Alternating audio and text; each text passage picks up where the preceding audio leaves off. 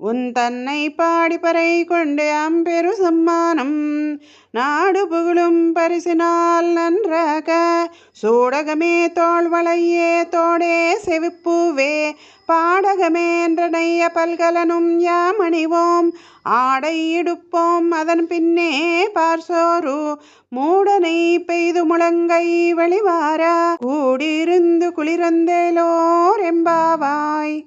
27వ పాసురం యొక్క భావము.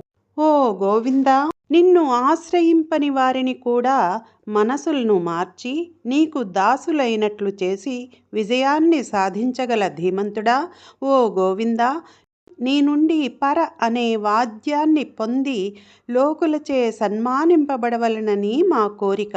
నీ అనుగ్రహానికి పాత్రులమైన మమ్ము లోకమంతా పొగడాలి. ఓ గోవిందా, ఈనాటి మా రూపాలు ప్రకాశవంతంగా తేజోమయంగా విరాజిల్లుతూ ఉండాలి. దానికై మాకు కొన్ని భూషణములు కావాలి. ముంజేతులకు కంకణములు, భుజములకు భుజకీర్తులు, దండలకు తోడువులను, ఇంకా ఎన్నో భూషణములను నీవనుగ్రహించగా మేము ధరించాలి, సన్మానమొందాలి.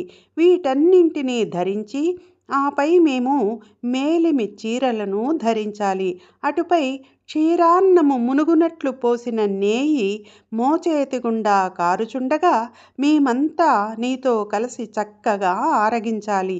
ఇది మా కోరిక స్వామి. ఇట్లయినా మా వ్రతము మంగళప్రదమైనట్లే అని ధనుర్మాస వ్రతమునందు తిరుప్పావై 27వ పాసురం యొక్క భావము. ఓం నమో భగవతే వాసుదేవాయ. శ్రీ ఆండాళ్ దివ్య తిరువడిகளே శరణం.